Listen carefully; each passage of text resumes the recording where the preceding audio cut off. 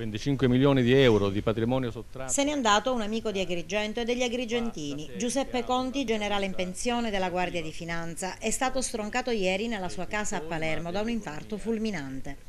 Nel lungo periodo di permanenza a capo del comando provinciale delle Fiamme Gialle, dal 2000 al 2006, si è fatto apprezzare non solo per le sue doti professionali ed investigative, ma anche e soprattutto per le sue qualità umane.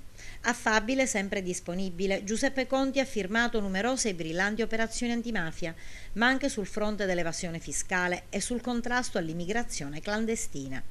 Era venuto ad Agrigento col grado di maggiore, insediandosi nella vecchia ed angusta sede di via Minerva. Poi, grazie anche al suo impegno, il comando ottenne i locali dell'ex Hotel Gellia in via Atenea, che emozionato inaugurò assieme alle più alte cariche istituzionali provinciali e regionali.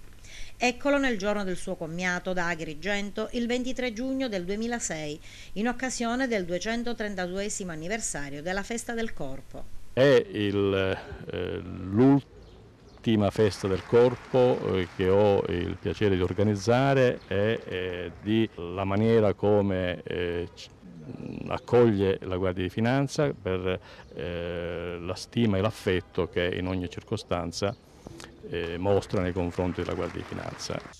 Giuseppe Conti ha concluso la sua brillante carriera a Palermo, dove ha diretto il reparto logistico regionale prima di andare in pensione con il grado di generale. E stamani al comando di Agrigento forte la commozione.